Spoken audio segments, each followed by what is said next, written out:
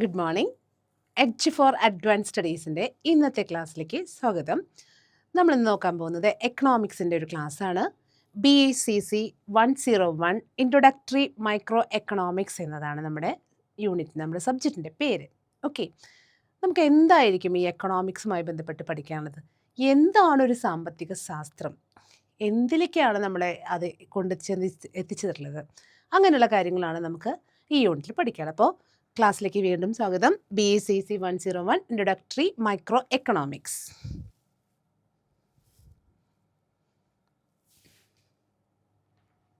എന്താണ് ഈ സ്ലൈഡിൽ പറഞ്ഞിരിക്കുന്നത്? If you could have anything what would you choose? നമ്മുടെ മുന്നിലെ കുറേ സാധനങ്ങളുണ്ട്, നമ്മൾ എന്ത് സെലക്ട് ചെയ്യും? അല്ലെങ്കിൽ നമ്മുടെ മുന്നിലുള്ള വസ്തുവിൽ നിന്ന് നമ്മൾ എന്താണ് സെലക്ട് ചെയ്യുക? അതിനെയാണ് നമ്മൾ എന്തിനു വിളിച്ചത്? എക്കണോമിക്സ് അല്ലെങ്കിൽ സാമ്പത്തിക ശാസ്ത്രത്തിലേക്ക്, നമ്മുടെ വളർച്ചയിലേക്ക്, എക്കണോമിക്സ് എന്നുള്ള പാഠശാഖയിലേക്ക് അല്ലെങ്കിൽ പാഠഭാഗത്തിലേക്ക് നമ്മളതിനെ നയിച്ചത്. നമുക്കറിയാം, നമുക്ക് അപരിമിതമായ ആവശ്യങ്ങളുണ്ട് അല്ലേ? അൺലിമിറ്റഡ് ആയിട്ടുള്ള നീഡ്സാണ് നമുക്കുള്ളത്. അതിനനുസരിച്ച് ലിമിറ്റഡ് ആയിട്ടുള്ള സോഴ്സാണ് നമുക്ക് എന്തുള്ളൂ, സാധാരണയായിട്ട് നമുക്ക് അവൈലബിൾ ആയിട്ടുള്ളൂ. അപ്പം എങ്ങനെ നമ്മുടെ നമുക്ക് ആവശ്യത്തിൽ കൂടുതലുള്ള ആഗ്രഹങ്ങളെ ഈ പരിമിതമായ വിഭവങ്ങൾ വെച്ച് എങ്ങനെ നമുക്ക് മാനേജ് ചെയ്യാം എന്ന് അതിനെങ്ങനെ മാനേജ് ചെയ്യുമെന്ന് നമുക്ക് കാണിച്ചു തരുന്ന ഒരു സാമ്പത്തിക ശാഖയാണ്, പഠനശാഖയാണ് എന്ത്? സാമ്പത്തിക ശാസ്ത്രം അല്ലെങ്കിൽ എക്കണോമിക്സ് എന്ന് പറയുന്നത്. അപ്പോൾ നമുക്ക് ഇങ്ങനെയുള്ള അൺലിമിറ്റഡ് നീഡ്സും അതുപോലെ തന്നെ നമുക്കുള്ള ലിമിറ്റഡ് റിസോഴ്സും വരുമ്പോൾ അതിൽ നിന്നാണ് നമുക്കൊരു ടേം വരുന്നത്. അതിനാണ് സ്കേഴ്സിറ്റി എന്ന് പറയുന്നത്, അല്ലെങ്കിൽ ദൗർലഭ്യം എന്ന് മലയാളത്തിൽ പറയുന്നത്. ഒരു എക്കണോമിക്സിൻ്റെ ഹാർട്ട് എന്ന് പറയാം നമുക്ക്. എന്തിനെ? സ്കേഴ്സിറ്റിനെ പറയാം. ഈ സ്കേഴ്സിറ്റി എന്ന് പറയുമ്പോൾ എന്തൊക്കെ കാര്യങ്ങൾ കൊണ്ടാണ് ഈ സ്കേഴ്സിറ്റിയിലേക്ക് വരുന്നത്? നമുക്ക് അൺലിമിറ്റഡ് നീഡ്സ് ആൻഡ് വാണ്ട്സ്, നമുക്ക് കൺസ്യൂമേഴ്സിന് ആവശ്യത്തിലധികം ആവശ്യങ്ങളും ആഗ്രഹങ്ങളും ഉണ്ട്. എന്നാൽ നമുക്കത് മുഴുവനായിട്ട് സാറ്റിസ്ഫൈ ചെയ്യാനുള്ള റിസോഴ്സ് ഇല്ല. ലിമിറ്റഡ് ആയിട്ടുള്ള റിസോഴ്സേ നമ്മുടെ കയ്യിലുള്ളൂ. ആ രണ്ടിൻ്റെ ഇടയിൽ നിൽക്കുന്ന ആ ഒരു പോയിന്റിനെയാണ് നമ്മൾ എന്ത് വിളിക്കുന്നത്? സ്കേഴ്സിറ്റി എന്ന് വിളിക്കുന്നത്. ഈ സ്കേഴ്സിറ്റിയാണ് നമുക്ക് മൂന്ന് തരം ചോദ്യങ്ങളിലേക്ക് നമ്മളെ നയിക്കുന്നത്. എന്താണ് പ്രൊഡ്യൂസ് ചെയ്യുന്നുണ്ട്, ആർക്ക് വേണ്ടി പ്രൊഡ്യൂസ് ചെയ്യണം, എങ്ങനെ പ്രൊഡ്യൂസ് ചെയ്യണം എന്നുള്ള 3 ചോദ്യങ്ങളിലേക്ക് നമ്മളതിനെ നയിച്ചു. ഈ 3 ചോദ്യങ്ങളിലാണ് എക്കണോമിക്സ് എന്നുള്ള ശാസ്ത്രം വളർന്ന് പന്തലിച്ച് ഇപ്പോൾ നമ്മൾ കാണുന്ന രീതിയിലേക്ക് എത്തിച്ചിരിക്കുന്നത്. അപ്പോൾ എന്താണ് പ്രൊഡ്യൂസ് ചെയ്യേണ്ടത്, ആർക്ക് വേണ്ടിയാണ് പ്രൊഡ്യൂസ് ചെയ്യേണ്ടത്, എങ്ങനെയാണ് പ്രൊഡ്യൂസ് ചെയ്യേണ്ടത് എന്നുള്ളതാണ് നമ്മുടെ എക്കണോമിക്സ് മേഖലകളിൽ അല്ലെങ്കിൽ സാമ്പത്തിക ശാസ്ത്രത്തിലെ ഏറ്റവും പ്രധാനപ്പെട്ട ചോദ്യം എന്ന് പറയുന്നത് അല്ലേ? അപ്പോൾ നമുക്ക് നോക്കി വെക്കാം. വാട്ട് ടു പ്രൊഡ്യൂസ്, എന്താണ് പ്രൊഡ്യൂസ് ചെയ്യുന്നത്, എന്താണ് ഒരു മനുഷ്യൻ്റെ ആവശ്യം, എന്താണ് അവൻ്റെ നീഡ്സ്, എന്താണ് ആ കൺസ്യൂമേഴ്സിൻ്റെ വാണ്ട്സ് എന്താണ്.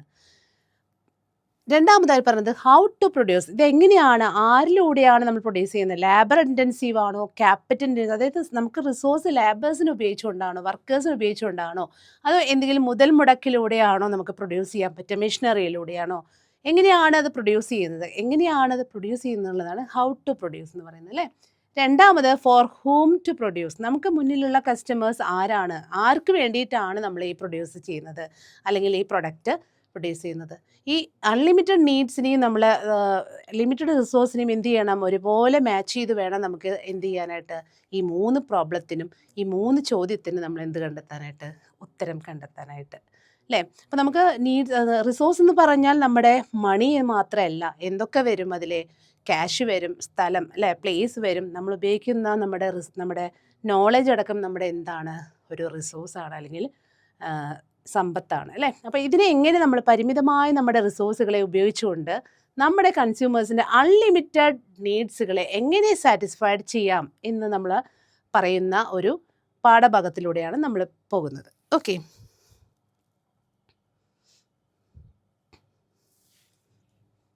ഇപ്പം നേരത്തെ പറഞ്ഞു സ്കാസിറ്റി എന്ന് പറഞ്ഞാൽ നമ്മൾ പറഞ്ഞു 2 കാര്യങ്ങളുണ്ട്. ഒന്ന് അൺലിമിറ്റഡ് നീഡ്സ് ആൻഡ് വാണ്ട്സും, രണ്ടാമത്തേത് ലിമിറ്റഡ് റിസോഴ്സിനെയും തമ്മിൽ വരുന്ന പ്രശ്നത്തെയാണെന്നല്ലേ. ഈ സ്കാസിറ്റിയെ നമുക്ക് എങ്ങനെ സോൾവ് ചെയ്യാം എന്ന് നമുക്ക് എക്സ്പ്ലെയിൻ ചെയ്തു തരുന്ന ഒരു കർവാണ് പ്രൊഡക്ഷൻ പോസിബിലിറ്റി കർവ് എന്ന് പറയുന്നത്. ഈ കാണുന്ന കർവാണ് പ്രൊഡക്ഷൻ പോസിബിലിറ്റി കർവ്. അപ്പോൾ നമുക്ക് അവൈലബിൾ ആയിട്ടുള്ള റിസോഴ്സ് ഉപയോഗിച്ചുകൊണ്ട് നമുക്ക് എങ്ങനെ നല്ല രീതിയിൽ അവരെ നീഡ്സിനെ വാൺസിനെ സാറ്റിസ്ഫൈ ചെയ്യാം എന്ന് പറയുന്നതാണ് എന്ത് പ്രൊഡക്ഷൻ പോസിബിലിറ്റി കർവ്. ഈ കർവിൻ്റെ ഉള്ളിൽ അല്ലെങ്കിൽ അതിനോടൊപ്പം ജോയിൻറ്റ് ചെയ്ത് നിൽക്കുന്നതാണെങ്കിൽ അവിടെ എന്താണ് ഈ നീഡ്സുകളെ മനസ്സിലാക്കിക്കൊണ്ട് നമ്മുടെ കയ്യിലുള്ള അവൈലബിൾ ആയിട്ടുള്ള റിസോഴ്സിനെ ഉപയോഗിച്ചുകൊണ്ട് നല്ല രീതിയിൽ എഫിഷ്യൻ്റ് ആയിട്ട് എന്ത് ചെയ്യുന്നിട്ടുണ്ട് പ്രൊഡക്ഷൻ നടത്തിയിട്ടുണ്ട് എന്നുള്ളത് വേണം നമ്മൾ കർവിലൂടെ തെളിയിക്കുന്നത്. രണ്ടാമത് ഈ കർവിൻ്റെ ഉള്ളിലാണ് നമ്മുടെ പ്രൊഡക്ഷൻ കപ്പാസിറ്റി അല്ലെങ്കിൽ നമ്മൾ ഉപയോഗിക്കുന്ന റിസോഴ്സിൻ്റെ യൂസേജ് വരുന്നതെങ്കിൽ അവിടെ എന്താണ് ഇൻഎഫിഷ്യൻ്റ് ആയിട്ടുള്ള യൂസേജ് ആണ്. അതായത് ശരിയായ രീതിയിൽ നമ്മൾ റിസോഴ്സ് ഉപയോഗിച്ചിട്ടില്ല എന്നുള്ളതാണ് അതിൽ നിന്ന് വ്യക്തമാകുന്നത്. എന്നാൽ ഇതിന് പുറത്താണെങ്കിലോ ഇത് ഒരിക്കലും സാധ്യമല്ല, ഇമ്പോസിബിൾ ആയിട്ടുള്ള ഒരു പ്രൊഡക്ഷൻ കപ്പാസിറ്റിയാണ് ഇവിടെ കാണിക്കുന്നത്. അപ്പോൾ ഈ ഒരു കർവിന് നമ്മൾ പറയുന്ന പേരാണ് എന്ത് പ്രൊഡക്ഷൻ പോസിബിലിറ്റി കർവ് എന്ന് പറയും. ഈ പ്രൊഡക്ഷൻ പോസിബിലിറ്റിയിൽ എങ്ങനെയാണ് നമ്മുടെ സാമ്പത്തിക ഘടനയുടെ പ്രശ്നങ്ങളെ ലിമിറ്റഡ് റിസോഴ്സ് ഉപയോഗിച്ചുകൊണ്ട് എങ്ങനെയാണ് അതിനെ സോൾവ് ചെയ്യുന്നത്, എങ്ങനെയാണ് നമുക്ക് മാക്സിമം യൂട്ടിലൈസ് ചെയ്യാനായിട്ട് സാധിക്കുക, അതോടൊപ്പം എഫിഷ്യൻ്റ് ആയിട്ട് ഒരു പ്രൊഡക്ഷൻ നടത്താനായിട്ട് സാധിക്കുക എന്ന് നമുക്ക് എക്സ്പ്ലെയിൻ ചെയ്യുന്നതാണ് എന്ത് പ്രൊഡക്ഷൻ പോസിബിലിറ്റി കർവ് എന്ന് പറയുന്നത്. Okay, clear?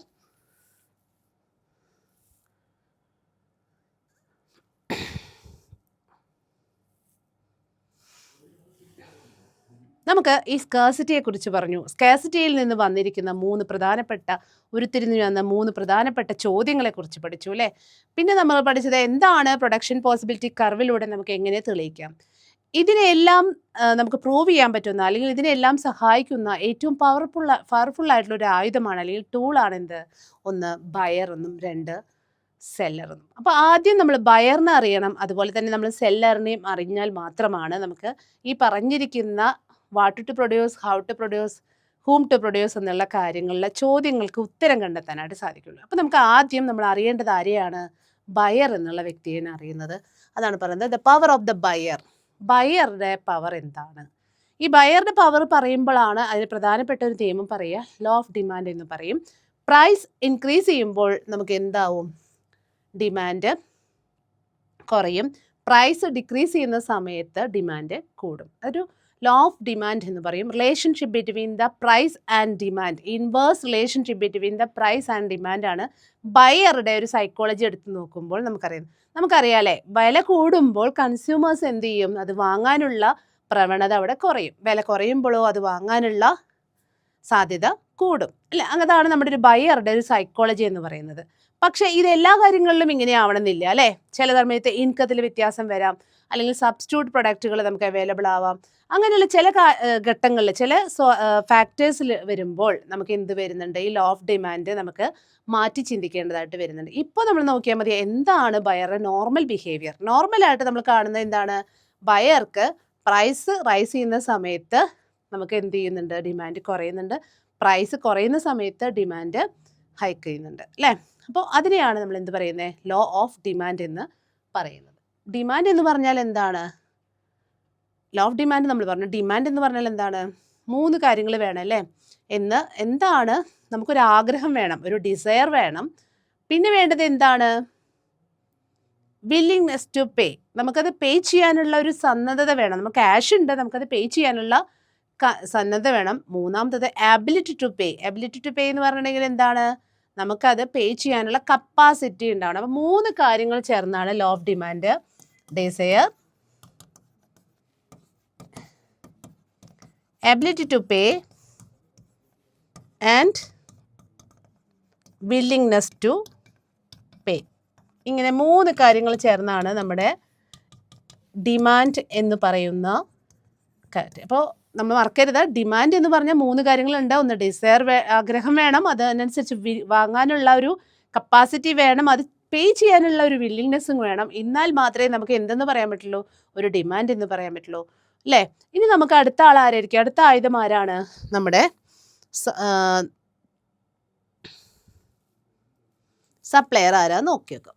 ഇത് ബയറുടെ മൈൻഡ് നമ്മൾ മനസ്സിലാക്കി. പ്രൈസിനനുസരിച്ച് ഡിമാൻഡ് പറഞ്ഞു, അതിനനുസരിച്ചിട്ടുള്ള പ്രൈസിൽ വരുന്ന മാറ്റങ്ങൾ, ഇൻകം വരുമ്പോൾ, ടേസ്റ്റ് വരുമ്പോൾ, റിലേറ്റഡ് ഗുഡ്സ് വരുമ്പോൾ, പോപ്പുലേഷൻ വരുമ്പോൾ, ഇപ്പോൾ നേരത്തെ പറഞ്ഞ ലോ ഓഫ് ഡിമാൻഡിൽ എന്ത് വരും? മാറ്റങ്ങൾ വരും എന്നാണ് പറഞ്ഞത്. ഇനി നമുക്ക് സപ്ലയറുടെ കാര്യം നോക്കാം.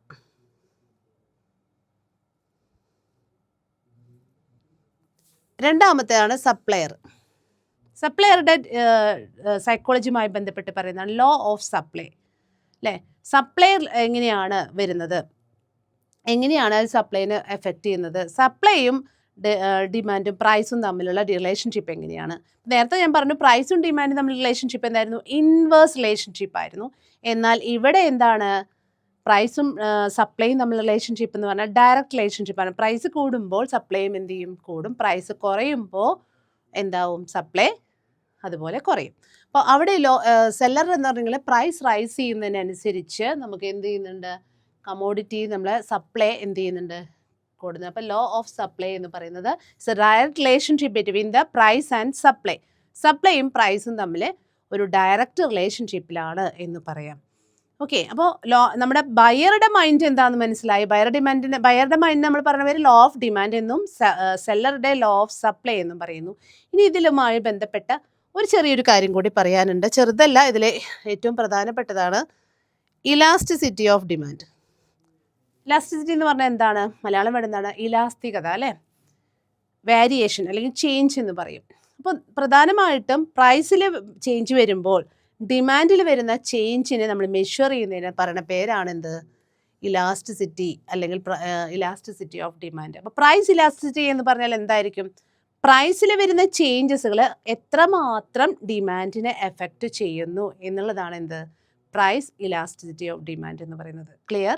അപ്പോൾ ഒരു പ്രൈസ് നമ്മൾ 10% കൂടുമ്പോൾ അത് എത്രത്തോളം ഡിമാൻഡിൻ്റെ വളർച്ചയെ ബാധിക്കുന്നു എന്നുള്ളത് നമുക്ക് എക്സ്പ്ലെയിൻ ചെയ്യുന്നതാണ് എന്ത്, പ്രൈസ് ഇലാസ്റ്റിസിറ്റി ഓഫ് ഡിമാൻഡ് എന്ന് പറയുന്നത്. ക്ലിയർ?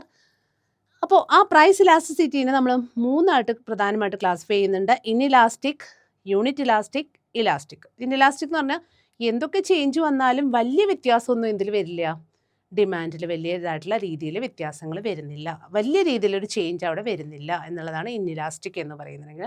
എന്നാൽ യൂണിറ്റ് ഇലാസ്റ്റിക് എന്ന് പറഞ്ഞെങ്കിൽ 10% പ്രൈസ് റൈസ് ചെയ്തെങ്കിൽ അതേപോലെ 10% ഡിമാൻഡിലും എന്ത് ചെയ്യുന്നുണ്ട്, ഹൈക്ക് വരും അല്ലെങ്കിൽ ഇൻക്രീസ് ചെയ്യുകയാണെങ്കിൽ അതിനെ നമ്മൾ എന്ത് വിളിക്കും, യൂണിറ്റ് ഇലാസ്റ്റിക് എന്ന് വിളിക്കും. മൂന്നാമത് എന്താ പറയുന്നത്, ഇലാസ്റ്റിക്. പ്രൈസിൽ 10% അതേപോലെ അതിനേക്കാളും കൂടുതൽ ചേഞ്ച് വരും. ചേഞ്ചസ് കൂടുതലായിട്ട് സ്മോൾ ചേഞ്ച് വന്നാൽ തന്നെ ഡിമാൻഡിൽ ഹൈക്കായിട്ടുള്ള വല്ലാതൊരു ഹൈക്ക് വരുന്ന ആ ഒരു ഇലാസ്റ്റിസിറ്റി ട്രെൻഡിനെ പറയുന്ന പേരാണ് എന്ത്, ഇലാസ്റ്റിക് ഡിമാൻഡ് എന്ന് പറയുന്നത്. അപ്പോൾ നമ്മൾ കണ്ടത് എന്താണ് നമ്മളെ സ്കേഴ്സിറ്റി അല്ലേ. സ്കേഴ്സിറ്റിക്കുള്ള കാരണം എന്താണ്, അൺലിമിറ്റഡ് ആയിട്ടുള്ള നീഡ്സ് ആൻഡ് വാൻസും ലിമിറ്റഡ് റിസോഴ്സും. ഈ സ്കാർസിറ്റി നമുക്ക് കൊണ്ടുപോകുന്നത് 3 തരം ക്വസ്റ്റ്യൻ അല്ലേ, what to produce, how to produce, when whom to produce അല്ലേ, 3 ക്വസ്റ്റ്യൻസ് കൊണ്ടുവന്നു. ഈ 3 ക്വസ്റ്റ്യൻസിനും ഉത്തരം കാണാനായിട്ട് നമ്മൾ ആരെയൊക്കെ മനസ്സിലാക്കി, ബയറുടെ മൈൻഡ് എന്താണ്, സപ്ലയറുടെ മൈൻഡ് എന്താണ്, അല്ലെങ്കിൽ സെല്ലറുടെ മൈൻഡ് എന്താണെന്ന് അറിയാം അല്ലേ. അപ്പോൾ ബയറുടെ മൈൻഡ് നമ്മൾ എന്ത് വിളിച്ചു, ലോ ഓഫ് ഡിമാൻഡ് എന്ന് വിളിച്ചു. സെല്ലറുടെ മൈൻഡ് നമ്മൾ എന്ത് വിളിച്ചു, ലോ ഓഫ് സപ്ലൈ എന്ന് വിളിച്ചു. ഇനി അടുത്തത് നമ്മൾ കണ്ടത് ഇലാസ്റ്റിസിറ്റി ഓഫ് ഡിമാൻഡ്, ഡിമാൻഡിൽ വരുന്ന ചേഞ്ചസുകൾ എന്തൊക്കെയാണ് എന്നുള്ളതാണ് നമ്മൾ കണ്ടുപിടിച്ചത് അല്ലേ. ഇനി നെക്സ്റ്റ് നമുക്ക് എന്താ പറയാനുള്ളത് നോക്കാം.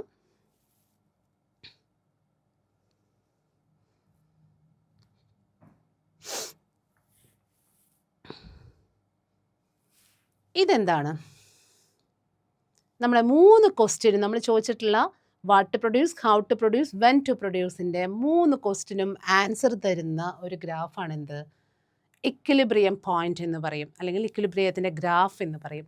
നോക്കി നോക്കൂ, ഇവിടെ എന്താണ് മാർക്ക് ചെയ്തിരിക്കുന്നത്, ഇക്വിലിബ്രിയം ക്വാണ്ടിറ്റിയും ഇക്വിലിബ്രിയം പ്രൈസും ഈക്വൽ ആവുന്ന പോയിന്റിനെ നമ്മൾ പറയുന്ന പേരാണ് എന്ത്, ഇക്വിലിബ്രിയം എന്ന് പറയുന്നത് അല്ലേ. അതായത് നമ്മൾ പ്രൈസ് കൊടുക്കുന്നത്, പ്രൈസ് നമ്മൾ ഡിമാൻഡ് ചെയ്യുന്നതും സപ്ലൈയും തമ്മിൽ ഈക്വൽ ആവുന്ന പോയിന്റ്, ക്വാണ്ടിറ്റി ഡിമാൻഡ് ചെയ്യുന്നതും ക്വാണ്ടിറ്റിയുടെ പ്രൈസും ഈക്വൽ ആവുന്ന പോയിന്റ്, ബയറും സെല്ലറും ഒരുമിച്ച് നിൽക്കുന്ന പോയിന്റിനെയാണ് നമ്മൾ എന്ത് വിളിക്കുന്നത്, ഇക്വിലിബ്രിയം എന്ന പോയിന്റ് എന്ന് പറയുന്നത്. അപ്പോൾ ഈ ഇക്വിലിബ്രിയം പോയിന്റിൽ എത്തിക്കഴിഞ്ഞാൽ നമ്മുടെ ആ 3 ക്വസ്റ്റ്യനും നമുക്ക് എന്ത് കിട്ടി, ആൻസർ കിട്ടി. നമ്മുടെ സാമ്പത്തിക ശാസ്ത്രത്തിൻ്റെ നമ്മുടെ ഏറ്റവും വലിയ ബാധ്യതകൾ നമുക്ക് മാറ്റിയെടുക്കാൻ ഈ ഇക്വിലിബ്രിയം പ്രൈസിലൂടെ സാധിക്കും. അപ്പോൾ ഇക്വിലിബ്രിയം എന്ന് പറഞ്ഞാൽ എന്താണ്, equilibrium price equal to equilibrium quantity അല്ലെങ്കിൽ ഇക്വിലിബ്രിയം ഡിമാൻഡ്. സെല്ലറും ബയറും ഒരുമിച്ച് നിൽക്കുന്ന ഒരു പോയിന്റിനെയാണ് നമ്മൾ എന്ത് വിളിക്കുന്നത്, ഇക്വിലിബ്രിയം എന്ന് വിളിക്കുന്നത്. ഓക്കെ,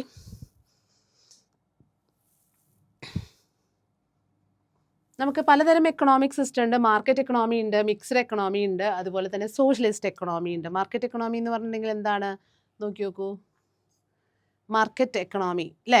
മാർക്കറ്റ് എക്കണോമിയിൽ എന്താണ് പറയുന്നത്? പ്രൈവറ്റ് ഓണർഷിപ്പാണ്, പ്രൈവറ്റ് ആയിട്ടുള്ള കൺട്രോൾ വരും, പ്രൈവറ്റ് ആയിട്ടുള്ള ബിസിനസ്സുകൾ വരുന്നതാണ് മാർക്കറ്റ് എന്ന് പറഞ്ഞത്. മിക്സർ എന്ന് പറഞ്ഞാൽ പ്രൈവറ്റും പബ്ലിക്കും കൂടി മിക്സ് ചെയ്ത് വരുന്നതാണ് എന്ത്? മിക്സഡ് എക്കണോമി എന്ന് പറയുന്നത്. മൂന്നാമത് പറയുന്നത് സോഷ്യലിസ്റ്റ് എക്കണോമി എന്ന് പറഞ്ഞാൽ അവിടെ സ്റ്റേറ്റിൻ്റെയും സെൻട്രലിൻ്റെയും ഒക്കെ കൺട്രോൾ വരികയാണെങ്കിൽ അതിനെയാണ് നമ്മൾ എന്ത് വിളിക്കുന്നത്? സോഷ്യലിസ്റ്റ് എക്കണോമി എന്ന് പറയുന്നത്. പലതരം എക്കണോമിക് സിസ്റ്റത്തെക്കുറിച്ചാണ് നമ്മളിവിടെ പറഞ്ഞത്. ഈ എക്കണോമിക്സിൻ്റെ ബേസ് എന്ന് പറയുന്ന 2 കാര്യങ്ങളാണ്. ഒന്ന് micro economic, macro economic. Micro എന്ന് പറഞ്ഞാൽ നമുക്കറിയാം ഏറ്റവും സ്മോൾ അല്ലേ, ഏറ്റവും ചെറുത് എന്ന് പറയാം. മാക്രോ എന്ന് പറഞ്ഞാലോ ഓൾ സ്റ്റഡീനെയാണ് നമ്മൾ എന്ത് വിളിക്കുന്നത്? മാക്രോ. അപ്പോൾ സാമ്പത്തിക സ്റ്റഡിയിൽ, സാമ്പത്തിക ശാസ്ത്രത്തിലെ ചെറിയൊരു ഭാഗത്തിൻ്റെ കുറിച്ചുള്ള സ്റ്റഡി ആണെങ്കിൽ അതിന് നമുക്ക് എന്ത് വിളിക്കാം? ഇൻഡിവിജ്വൽ എക്കണോമിക് യൂണിറ്റ്സിനെ കുറിച്ചുള്ള അല്ലെങ്കിൽ സിംഗിൾ യൂണിറ്റിനെ കുറിച്ചുള്ള ബിഹേവിയറിനെ കുറിച്ചുള്ള സ്റ്റഡി ആണെങ്കിൽ നമുക്ക് എന്ത് വിളിക്കാം? Micro economy. ഒരു വോൾ എക്കണോമി സിസ്റ്റത്തെക്കുറിച്ചുള്ളൊരു സ്റ്റഡിയാണ് എന്നെങ്കിൽ അതിനെ നമുക്ക് എന്ത് വിളിക്കാം?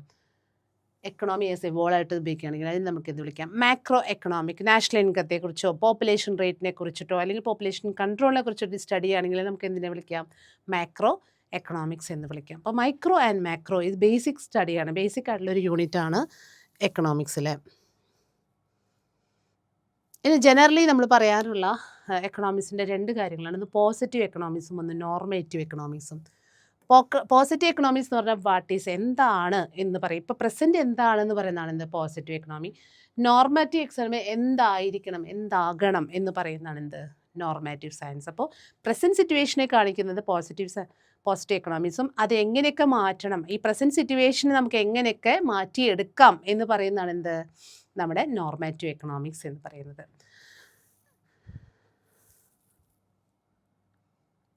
അപ്പോൾ നമ്മുടെ കഥ തുടങ്ങിയത് എവിടെ നിന്നായിരുന്നു? സ്കേഴ്സിറ്റിയിൽ നിന്നായിരുന്നു അല്ലേ? ഈ സ്കേഴ്സിറ്റി കാരണം നമ്മൾ എന്തൊക്കെ കണ്ടുപിടിച്ചു? ഡിമാൻഡ്, സപ്ലൈ, ഇക്വിലിബ്രിയം പോയിന്റ്, എങ്ങനെ ചോയ്സിന് ട്രേഡ് ഓഫ് ചെയ്യാം, നമുക്ക് കിട്ടുന്ന അപരിമിതമായ റിസോഴ്സിനെ ഉപയോഗിച്ചുകൊണ്ട് നമ്മുടെ അൺലിമിറ്റഡ് ആയിട്ടുള്ള നീഡ്സിനെ നമുക്ക് എങ്ങനെ മീറ്റ് ചെയ്യാം, അതുപോലെ തന്നെ എങ്ങനെ നമുക്ക് ഇക്വിലിബ്രിയം പോയിന്റിലെത്താം. ഒരു സ്കേഴ്സിറ്റി എന്നുള്ള ആ ഒരു പോയിന്റിൽ നിന്ന് തന്നെ നമ്മൾ എല്ലാ കാര്യങ്ങളും നമ്മൾ എവിടെ വരെ പഠിച്ചു? ഇപ്പോൾ നമ്മൾ സാമ്പത്തിക ശാസ്ത്രം എന്നുള്ള മേഖലകളിൽ തന്നെ എത്തിച്ചേരാനുള്ള കാരണം. ഇനി നമുക്ക് അതിൻ്റെ കൂടുതൽ എക്സ്പ്ലനേഷനിലേക്ക് പോവാം. എന്താണ് ഓരോന്നും എന്നുള്ളത് നമുക്കൊന്ന് പറയാം. ഫസ്റ്റ് ഓഫ് ഓൾ എന്താണ് എക്കണോമിക്സ്? എക്കണോമിക്സ് എന്ന് പറഞ്ഞാൽ എന്താണ് എക്കണോമിക്സ് എന്ന് പറഞ്ഞാൽ? എക്കണോമിക്സ് എന്ന് പറഞ്ഞാൽ സ്റ്റഡി ഡീൽ ചെയ്യുന്നത് ഇതുമായിട്ടാണ്. സ്കേഴ്സിറ്റി, ദൗർലഭ്യം. ഇപ്പോൾ നമുക്ക് വേണ്ടിയുള്ള പരിമിതമായിട്ടുള്ള കാര്യങ്ങൾ സ്കേഴ്സിറ്റിയുമായിട്ടാണ് ഡീൽ ചെയ്യുന്നത്. ഇവിടെ ഓരോ എക്കണോമിക് യൂണിറ്റ്സിൻ്റെ ബിഹേവിയറിനെ കുറിച്ചിട്ടുള്ള സ്റ്റഡിയെ കുറിച്ചിട്ട് എന്ത് ചെയ്യുന്നു? എക്സ്പ്ലെയിൻ ചെയ്യുന്നു. നമുക്ക് അതോടൊപ്പം എന്താണ് ലിമിറ്റഡ് റിസോഴ്സ് ഉപയോഗിച്ചുകൊണ്ട് നമ്മുടെ അൺലിമിറ്റഡ് നീഡ്സിനെ എങ്ങനെ മാറ്റിയെടുക്കാം അല്ലെങ്കിൽ എങ്ങനെ പൂർത്തീകരിക്കാം എന്ന് നമുക്ക് പറഞ്ഞു തരുന്ന ഒരു എന്താ പറയുക പഠന മേഖലയാണ് എന്ത്? എക്കണോമിക്സ് എന്ന് പറയുന്നത്. സ്കേഴ്സിറ്റി എന്ന് പറഞ്ഞാൽ അൺലിമിറ്റഡ് നീഡ്സും വാൺസും വരുമ്പോൾ ലിമിറ്റഡ് റിസോഴ്സും ആകുമ്പോഴാണ് നമ്മൾ അതിനെന്ത് വിളിച്ചിരുന്നത്? സ്കേഴ്സിറ്റി എന്ന് പറഞ്ഞിരുന്നത്. അപ്പോൾ എക്കണോമിക്സിൻ്റെ പ്രധാനപ്പെട്ട പ്രോബ്ലം എന്തായിരുന്നു? എന്താണ് പ്രൊഡ്യൂസ് ചെയ്യേണ്ടത്, എങ്ങനെയാണ് പ്രൊഡ്യൂസ് ചെയ്യേണ്ടത്, അതുപോലെ തന്നെ ആർക്ക് വേണ്ടിയാണ് പ്രൊഡ്യൂസ് ചെയ്യുന്നത്. അതോടൊപ്പം നമ്മൾ കണ്ടു PPC, production possibility curve. Production possibility കർവിൻ്റെ ഉള്ളിലാണെങ്കിൽ അതെന്താണ്? ഇന്നെഫിഷ്യൻ്റ് ആണ്. പ്രൊഡക്ഷൻ പോസിബിലിറ്റി കർവിനോട് ജോയിൻ്റ് ആയിട്ടാണെങ്കിൽ അത് എഫിഷ്യൻ്റ് ആണ്. അതിന് അപ്പുറത്താണ് വരുന്നത്, ബൗണ്ടറിക്ക് അപ്പുറത്താണെങ്കിൽ അതെന്താണ്? ഒരിക്കലും സാധ്യമല്ലാത്തതാണ്, നമുക്കത് പോസിബിൾ അല്ലാത്തൊരു പ്രൊഡക്ഷൻ പോസിബിലിറ്റി കർവാണെന്ന് പറഞ്ഞു. അതാണ് നമ്മളിതിൽ പറയുന്നത്. ഗ്രാഫ് നമ്മൾക്ക് എത്രയാണോ മാക്സിമം കോമ്പിനേഷൻ 2 ഗുഡ്സുകൾ ഉപയോഗിച്ചുകൊണ്ട് നമുക്ക് എങ്ങനെ പ്രൊഡ്യൂസ് ചെയ്യാം, നമ്മുടെ ലിമിറ്റഡ് നീഡ്സിനെ എങ്ങനെ സാറ്റിസ്ഫൈ ചെയ്യാം എന്നുള്ളതാണ് പറയുക. നമ്മൾ നേരത്തെ പറഞ്ഞു മൈക്രോ എക്കണോമിക്സും മാക്രോ എക്കണോമിക്സും. മൈക്രോ എക്കണോമിക്സ് എന്ന് പറഞ്ഞാൽ നമ്മൾ നേരത്തെ പറഞ്ഞ എന്താണ്? ഇൻഡിവിജ്വൽ യൂണിറ്റ്സിനെ കുറിച്ചിട്ടുള്ള സ്റ്റഡിയാണ് നമ്മളെന്ത്? മൈക്രോ എന്ന് പറഞ്ഞാൽ ഒരു സിംഗിൾ പ്രൊഡക്റ്റിൻ്റെ പ്രൈസ്, അതൊക്കെ നമുക്ക് എന്ത് പറയാം? അതുപോലെ ഇൻഡിവിജ്വൽ കൺസ്യൂമേഴ്സിൻ്റെ ബിഹേവിയർ അല്ലെങ്കിൽ ഇൻഡിവിജ്വൽ ഫേംസിൻ്റെ ബിഹേവിയർ അല്ലെങ്കിൽ സ്മോൾ അഗ്രിഗേറ്റ്സിനുള്ള ഡിമാൻഡുകൾ അല്ലെങ്കിൽ അതിൻ്റെ ഒരു സ്റ്റഡി നടത്തുന്നതിനൊക്കെ നമുക്ക് എന്ത് വിളിക്കാം? മൈക്രോ എക്കണോമിക്സ് എന്ന് വിളിക്കാം. എന്നാൽ മാക്രോ എക്കണോമിക്സ് എന്ന് പറഞ്ഞാലോ എക്കണോമിക് സിസ്റ്റത്തെ മൊത്തത്തിലെ ഒരു വോൾ ബിഹേവിയറിനെ കുറിച്ചിട്ടുള്ള ഒരു സ്റ്റഡിയാണ് നമുക്ക് എന്തെന്ന് പറഞ്ഞത്? ഒരു മാക്രോ എക്കണോമി. നാഷണൽ ഇൻകത്തെക്കുറിച്ചോ പോപ്പുലേഷൻ റേറ്റ്, ബർത്ത് റേറ്റിനെ കുറിച്ചോ അങ്ങനെയൊക്കെ സ്റ്റഡി നടത്തണമെങ്കിൽ അതിന് നമുക്ക് എന്ത് വിളിക്കാം? മാക്രോ എക്കണോമിക്സ് എന്ന് വിളിക്കാം. ഡിമാൻഡ് ഞാൻ നേരത്തെ പറഞ്ഞിരുന്നു ഡിമാൻഡിന് 3 പ്രധാനപ്പെട്ട കാര്യങ്ങളാണുള്ളത്. ഏതൊക്കെയാണ്? ഡിമാൻഡിന് ആദ്യം വേണ്ടത് ആഗ്രഹം വേണം, ഡിസയർ വേണം, എബിലിറ്റി ടു പേ വേണം, വില്ലിനെസ് ടു പേ വേണം. 3 കാര്യങ്ങൾ ചേർന്നാണ് എന്തെന്ന് പറയാൻ പറ്റുള്ളൂ? ഒരു ഡിമാൻഡ് എന്ന് നമുക്ക് പറയാനായിട്ട് സാധിക്കുള്ളൂ. ഡിമാൻഡുമായി ബന്ധപ്പെട്ട് പലതരം ഫാക്ടേഴ്സ് ഉണ്ട്. എന്തൊക്കെ ഫാക്ടേഴ്സ് കാരണം ഡിമാൻഡിൽ മാറ്റങ്ങൾ വരാം? പ്രൈസിൽ വരുന്ന മാറ്റങ്ങൾ അല്ലേ, ഒരു പ്രൊഡക്റ്റിൻ്റെ ഡിമാൻഡിനെ അല്ലെങ്കിൽ നമുക്ക് ബാധിക്കുന്ന അല്ലെങ്കിൽ പ്രതികൂലമായി ഭാവിക്കുന്ന എന്തൊക്കെ കാര്യങ്ങളാണ്? ഒന്ന് പ്രൈസ്. നമ്മൾ കണ്ടു എന്താണ് പ്രൈസ് എന്നല്ലേ. ഈ പ്രൈസിൽ എന്താ ഉണ്ടായത്? പ്രൈസിൽ വരുന്ന മാറ്റത്തിനനുസരിച്ചിട്ട് ഏതിൽ മാറ്റം വന്നു? ഡിമാൻഡിൽ മാറ്റം വരുന്നു. പ്രൈസ് ഇൻക്രീസ് ചെയ്യുകയാണെങ്കിൽ ഡിമാൻഡ് എന്ത് ചെയ്യുന്നുണ്ട്? കുറയുന്നുണ്ട്. പ്രൈസ് ഡിക്രീസ് ചെയ്യുകയാണെങ്കിൽ എന്ത് ചെയ്യുന്നുണ്ട്? ഡിമാൻഡ് കൂടുന്നുണ്ട്. അപ്പോൾ ഒന്നാമത്തെ കാര്യം പ്രൈസ് എന്ന് പറയുന്നത് നമ്മുടെ ഡിമാൻഡിനെ എഫക്റ്റ് ചെയ്യുന്ന ഒരു ഫാക്ടറാണ്. രണ്ടാമത്തെ factor related goods. Related goods എന്ന് പറഞ്ഞാൽ സബ്സ്റ്റിറ്റ്യൂട്ട് ഗുഡ്സ്, ഒന്നിന് പകരം മറ്റൊന്ന് ഉപയോഗിക്കാൻ പറ്റുന്നത്. ടീയും കോഫിയും പോലെ. ചായ കുടിച്ചില്ലെങ്കിൽ അതിന് പകരം നമുക്ക് എന്ത് ഉപയോഗിക്കാം? കോഫി ഉപയോഗിക്കാം അല്ലേ. അപ്പോൾ അതിനെ നമുക്ക് എന്ത് വിളിക്കും? സബ്സ്റ്റിറ്റ്യൂട്ട് ഗുഡ്സ് എന്ന് വിളിക്കും. രണ്ടാമത്തെ ഗുഡ്സ് കോംപ്ലിമെൻ്ററി ഗുഡ്സ്. കോംപ്ലിമെൻ്ററി എന്ന് പറഞ്ഞിട്ടുണ്ടെങ്കിൽ ഒരു പ്രൊഡക്റ്റിൻ്റെ കൂടെ ഉപയോഗിക്കുന്ന, കൂടെ അതിനോട് യോജിച്ച് പോകുന്ന പ്രൊഡക്റ്റുകൾ, അതിന് നമ്മൾ എന്ത് വിളിക്കും? കോംപ്ലിമെൻ്ററി എന്ന് വിളിക്കും. കാർ ഓടണമെങ്കിൽ എന്ത് വേണം? പെട്രോൾ വേണം അല്ലേ. അപ്പോൾ ഇതില്ലാതെ നമുക്ക് എന്ത് ചെയ്യാൻ പറ്റില്ല? യൂസ് ചെയ്യാനായിട്ട് സാധിക്കില്ല. അങ്ങനെയുള്ള പ്രൊഡക്റ്റുകളെ നമ്മൾ എന്ത് വിളിക്കുന്നു? കോംപ്ലിമെൻ്ററി പ്രൊഡക്റ്റ് എന്ന് പറഞ്ഞാൽ. അപ്പോൾ ഇതിൽ വരുന്ന പ്രൈസ് ചേഞ്ചസും എന്തിനെ എഫക്റ്റ് ചെയ്യുന്നുണ്ട്? ഡിമാൻഡിനെ എഫക്റ്റ് ചെയ്യുന്നുണ്ട് അല്ലേ. മൂന്നാമത്തെ ഫാക്ടർ എന്താണ് ഡിമാൻഡിനെ എഫക്റ്റ് ചെയ്യുന്നത്? ഇൻകം. ഇൻകം എന്ന് പറഞ്ഞിട്ടുണ്ടെങ്കിൽ തന്നെ നോർമൽ ഇൻകം ആണെങ്കിൽ നമുക്ക് എന്താണ്? ഡിമാൻഡ് ഇൻകത്തിനനുസരിച്ച് നമ്മൾ എന്ത് ചെയ്യുന്നു? ഡിമാൻഡിൽ ഹൈക്ക്. ഇൻകം കൂടുമ്പോൾ നോർമൽ ഗുഡ്സിൻ്റെ ഡിമാൻഡ് എന്ത് ചെയ്യുന്നുണ്ട്? ഹൈക്ക് ചെയ്യുന്നുണ്ട്. എന്നാൽ ഇൻഫീരിയർ ഗുഡ്സ് എന്ന് പറഞ്ഞിട്ടുണ്ടെങ്കിൽ നമ്മൾ സാധാരണ അധികം വരുമാനമൊന്നും ഇല്ലാത്ത സമയത്ത് ഉപയോഗിച്ചിരുന്ന സാധാരണ നോർമൽ ഗുഡ്സുകളെ നമുക്ക് എന്ത് വിളിക്കാം? ഇൻഫീരിയർ ഗുഡ്സ് പറയാം. അപ്പോൾ അവിടെ ഇൻകം കൂടുമ്പോൾ അതിനേക്കാൾ നല്ല പ്രൊഡക്റ്റ് വാങ്ങാനായിരിക്കും എന്ത് ചെയ്യുക? നമ്മൾ ആഗ്രഹിക്കുക. അതുകൊണ്ട് ഇൻഫീരിയർ ഗുഡ്സിൻ്റെ ഡിമാൻഡ് അവിടെ എന്തായിരിക്കും? താഴേക്കാണ് വരിക, മുകളിലേക്ക് റൈസ് ചെയ്യില്ല എന്നാണ് പറയുന്നത്. അടുത്തത് പർച്ചേസിങ് പവർ എഫക്റ്റ്. നമ്മൾ എത്രത്തോളം നമുക്ക് പർച്ചേസിങ് പവർ, സേവിങ്സ് കഴിഞ്ഞ് നമുക്ക് എത്രത്തോളം പർച്ചേസിങ്ങിന് വേണ്ടി മാറ്റിവെക്കാനായിട്ട് സാധിക്കുന്നുണ്ട്, അതും എന്തിനെ എഫക്റ്റ് ചെയ്യുന്നുണ്ട്? ഒരു പ്രൊഡക്റ്റിൻ്റെ ഡിമാൻഡിനെ എഫക്റ്റ് ചെയ്യുന്നുണ്ട്. പിന്നെ ഒരാളുടെ ടേസ്റ്റും പ്രിഫറൻസും, ഒരു പ്രൊഡക്റ്റിനോട് അവർക്കുള്ള ഒരു ടേസ്റ്റും അതിൻ്റെ പ്രിഫറൻസും നമ്മളെ എന്തിനെ ബാധിക്കുന്നുണ്ട്? ഡിമാൻഡിനെ ബാധിക്കുന്നുണ്ട്. അതോടൊപ്പം പോപ്പുലേഷനും സൈസും. നമുക്ക് ലാർജ് പോപ്പുലേഷൻ ആണെങ്കിൽ അവിടെ എന്തെന്നുണ്ട്? നമ്മൾ ഹൈ ഡിമാൻഡ് ഉണ്ട് അല്ലേ. അതുപോലെ പോപ്പുലേഷൻ്റെ സൈസ് അനുസരിച്ചിട്ടും ഡിമാൻഡിൽ വല്ലാതെ മാറ്റങ്ങൾ വരുന്നുണ്ട്. Income distribution. കൃത്യമായിട്ട് ഇൻകം ഡിസ്ട്രിബ്യൂഷൻ ചെയ്യുന്ന, ഈക്വലായിട്ട് ഡിസ്ട്രിബ്യൂഷൻ ചെയ്യുകയാണെങ്കിൽ നമുക്ക് എന്തെന്നുണ്ട്? അതിനനുസരിച്ച് ഡിമാൻഡിൽ ഹൈക്ക് വരും. അപ്പോൾ ഇത് കൂടാതെ പ്രൈസിനെ എഫക്റ്റ് പ്രൈസ് കൂടാതെ ഒരുപാട് ഫാക്ടേഴ്സ് ഡിമാൻഡിനെ എഫക്റ്റ് ചെയ്യുന്നുണ്ട്. അതൊക്കെയാണ് നമ്മളിവിടെ കണ്ടത്. എന്തൊക്കെയായിരുന്നു? Price of the commodity, related goods, അതിൽ സബ്സ്റ്റിറ്റ്യൂട്ട്, കോംപ്ലിമെൻ്ററി അല്ലേ. പിന്നെ ടേസ്റ്റ് ആൻഡ് പ്രിഫറൻസ്, ഇൻകം കൂടുന്നതിനനുസരിച്ചുള്ള മാറ്റങ്ങൾ അല്ലേ. അങ്ങനെ ഒരുപാട് ഫാക്ടേഴ്സ് ഡിമാൻഡിനെ എഫക്റ്റ് ചെയ്യുന്നുണ്ട്. നേരത്തെ നമ്മൾ പറഞ്ഞു ഇൻവേഴ്സ് റിലേഷൻഷിപ്പാണ് ഡിമാൻഡും പ്രൈസും തമ്മിൽ എന്ന് പറഞ്ഞു അല്ലേ. പ്രൈസ് കൂടുമ്പോൾ ഡിമാൻഡ് കുറയും, പ്രൈസ് കുറയുമ്പോൾ ഡിമാൻഡ് കൂടും. അപ്പോൾ ഇൻവേഴ്സ് റിലേഷൻഷിപ്പാണ് ഇത് തമ്മിൽ വരുന്നത്. ക്വാണ്ടിറ്റിയുടെ ഡിമാൻഡ് നമ്മളിപ്പോൾ നേരത്തെ പറഞ്ഞ എക്സ്പാൻഷൻ. പ്രൈസ് കുറയുമ്പോൾ ക്വാണ്ടിറ്റി കൂടുന്നു. കോൺട്രാക്ഷൻ എന്ന് പറഞ്ഞാൽ പ്രൈസ് കൂടുമ്പോൾ ക്വാണ്ടിറ്റി കുറയുന്നു. അതിനെ നമ്മൾ എന്ത് വിളിക്കും? Contraction. Changes in quantity and changes in ഡിമാൻഡിൽ വരുന്ന മാറ്റത്തെയാണ് പറയുന്നത്. അപ്പോൾ നമ്മൾ ഈ ക്ലാസ്സിൽ നമ്മൾ എന്തൊക്കെയാണ് പഠിച്ചത്? എന്താണ് നമ്മുടെ സ്കേഴ്സിറ്റി അല്ലേ. എക്കണോമിക് എന്നുള്ള സാമ്പത്തിക ശാസ്ത്രത്തിനെ നമ്മൾ എത്തിയത് എവിടെ നിന്നായിരുന്നു? സ്കേഴ്സിറ്റി ആയിരുന്നു. സ്കേഴ്സിറ്റി പറയുമ്പോൾ 2 പ്രധാനപ്പെട്ട കാര്യങ്ങളുണ്ട്. അൺലിമിറ്റഡ് മനുഷ്യൻ്റെ അപരിമിതമായിട്ടുള്ള ആവശ്യങ്ങൾ, നീഡ്സും വാൺസുകളും. അതിന് തൊട്ടപ്പുറത്ത് തന്നെ എന്താണ്? ലിമിറ്റഡ് ആയിട്ടുള്ള റിസോഴ്സ്. അത് മണി മാത്രമല്ല, സമയം, നമ്മുടെ നോളജ്, നമ്മൾ ഉപയോഗിക്കുന്ന കപ്പാസിറ്റി, ഇതെല്ലാം എന്താണ്? റിസോഴ്സാണ്. അപ്പോൾ ഇത് രണ്ടിനെയും കൂടിയിട്ട് മാനേജ് ചെയ്ത് പോകുമ്പോഴുള്ള ബുദ്ധിമുട്ടിനാണ് നമ്മൾ എന്ത് വിളിക്കുന്നത്? സ്കേഴ്സിറ്റി എന്ന് വിളിക്കുന്നത്. ഈ സ്കേഴ്സിറ്റിയാണ് 3 പ്രധാനപ്പെട്ട ക്വസ്റ്റ്യൻസ് വന്നത്. എന്ത്, എവിടെ, ആർക്ക് വേണ്ടി അല്ലേ. എന്ത് പ്രൊഡ്യൂസ് ചെയ്യണം, എങ്ങനെ പ്രൊഡ്യൂസ് ചെയ്യണം, ആർക്ക് വേണ്ടി പ്രൊഡ്യൂസ് ചെയ്യണം എന്നുള്ള 3 പ്രധാനപ്പെട്ട ക്വസ്റ്റ്യൻ നമ്മുടെ മുന്നിലേക്ക് തന്നു. ഈ 3 ക്വസ്റ്റ്യൻസ് നിന്നാണ് നമ്മുടെ എന്തിലേക്ക് വന്നത്? ഒരു എക്കണോമിക്സ് എന്നുള്ള സ്റ്റഡിയിലേക്ക് വന്നത്. ഈ എക്കണോമിക്സ് എന്നുള്ള സ്റ്റഡി നമുക്ക് ഒരുപാട് കാര്യങ്ങൾ, ആദ്യത്തെ 2 പ്രധാനപ്പെട്ട ക്വസ്റ്റ്യൻസ് എന്താണ്? എന്ത്, എവിടെ, ആർക്ക് വേണ്ടി. രണ്ടാമത്തെ ക്വസ്റ്റ്യൻ എന്താണ്? ആർക്ക് വേണ്ടി പ്രൊഡ്യൂസ് ചെയ്യണം. മൂന്നാമത്തെ ക്വസ്റ്റ്യൻ എന്താണ്? ആർക്ക് വേണ്ടി പ്രൊഡ്യൂസ് ചെയ്യണം. അപ്പോൾ ഈ 3 ക്വസ്റ്റ്യൻസ് വമ്പൻ ടീം എന്ന് പറഞ്ഞത് എന്താണ്? ഒരു ബയറും ഒരു സെല്ലറും. ബയറുടെ കുറിച്ച് ബിഹേവിയറിനെ കുറിച്ച് അനലൈസ് ചെയ്യുമ്പോൾ നമുക്ക് എന്ത് കിട്ടി? ലോ ഓഫ് ഡിമാൻഡ് കിട്ടി. സെല്ലറിനെ കുറിച്ചാകുമ്പോൾ ലോ ഓഫ് സപ്ലൈ എന്ന് നമുക്ക് മനസ്സിലായി. അപ്പോൾ ഇങ്ങനെയാണ് ലോ ഓഫ് ഡിമാൻഡ് എന്ന് പറഞ്ഞാൽ പ്രൈസും ഡിമാൻഡും തമ്മിൽ ഇൻവേഴ്സ് റിലേഷൻഷിപ്പ് ആണ് എന്ന് മനസ്സിലാക്കി. ലോ ഓഫ് സപ്ലൈ എന്ന് പറഞ്ഞാലോ പ്രൈസും ഡിമാൻഡും തമ്മിൽ ഡയറക്റ്റ് റിലേഷൻഷിപ്പ് ആണ് എന്ന് പറയുന്നു. ഇതിനെ നമ്മൾ എങ്ങനെ മാനേജ് ചെയ്യാം എന്ന് മനസ്സിലാക്കാൻ, പ്രൊഡക്ഷൻ കപ്പാസിറ്റി എങ്ങനെ നമുക്ക് മാക്സിമം യൂട്ടിലൈസ് ചെയ്തുകൊണ്ട് എഫിഷ്യൻസി ഇമ്പ്രൂവ് ചെയ്യാമെന്ന് നമുക്ക് പഠിക്കുന്ന ഒരു ഗ്രാഫിനെ നമുക്ക് കാണിച്ചു തന്നു അല്ലേ. അതിന് നമ്മൾ എന്താ വിളിച്ചത്? PPC അല്ലേ, പ്രൊഡക്ഷൻ പോസിബിലിറ്റി കർവ്. ആ കർവിൻ്റെ ഒപ്പം തന്നെ നിൽക്കുകയാണെങ്കിൽ എന്താണ്? എഫിഷ്യൻ്റ് ആയിട്ടുള്ള ഒരു പ്രൊഡക്ഷൻ കപ്പാസിറ്റി നമുക്ക് യൂട്ടിലൈസ് ചെയ്യാൻ സാധിക്കും.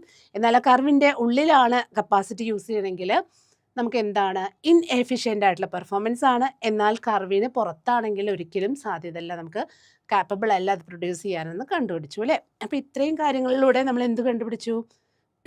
അവസാനം നമ്മൾ എന്തിലെത്തിയിരുന്നു? ഇക്വിലിബ്രിയം പോയിന്റിലെത്തിയിരുന്നു അല്ലേ. ഇക്വിലിബ്രിയം പോയിന്റ് എന്തായിരുന്നു? ക്വാണ്ടിറ്റി ഡിമാൻഡ് ചെയ്തതും ക്വാണ്ടിറ്റിയുടെ പ്രൈസും ഈക്വൽ ആവുന്ന ഒരു പോയിന്റിന് നമ്മൾ എന്ത് വിളിച്ചു? ഇക്വിലിബ്രിയം പ്രൈസ് എന്ന് വിളിച്ചു, ഇക്വിലിബ്രിയം പോയിന്റ് എന്ന് വിളിച്ചു. ഈ ഇക്വിലിബ്രിയം പോയിന്റിൽ നിന്നാണ് നമുക്ക് എന്ത്? ബയറുടെയും സെല്ലറുടെയും ആവശ്യങ്ങളെ മീറ്റ് ചെയ്യപ്പെടുന്ന, ഒരുപോലെ സാധിപ്പിച്ചു കൊടുക്കുന്ന ഒരു പോയിന്റാണ് എന്ത്? Equilibrium point. അപ്പോൾ ഇത്രയും കാര്യങ്ങളാണ് നമ്മൾ എന്ത് ചെയ്ത് നമ്മുടെ ഈ ക്ലാസ്സിൽ പഠിച്ചത്. അപ്പോൾ സാമ്പത്തിക ശാസ്ത്രത്തിൻ്റെ ഒരു ചെറിയൊരു എന്താ പറയുക ബാക്ക്ഗ്രൗണ്ട് ഹിസ്റ്ററിയാണ് നമ്മളിവിടെ പറഞ്ഞത്. എല്ലാവർക്കും മനസ്സിലായി കാണുമെന്ന് വിചാരിക്കുന്നു. ക്ലാസ്സുകൾ കൃത്യമായിട്ടും ഫോളോ ചെയ്യാൻ പറ്റുമെന്നെങ്കിൽ മാക്സിമം നോക്കണം. നല്ല രീതിയിൽ ക്ലാസ്സുകൾ കേട്ട് പഠിക്കണം. ഓക്കെ, അപ്പോൾ ഇത്ര നേരം ക്ലാസ് കേട്ടിരുന്ന എല്ലാവർക്കും താങ്ക് യു ഫോർ വാച്ചിങ്.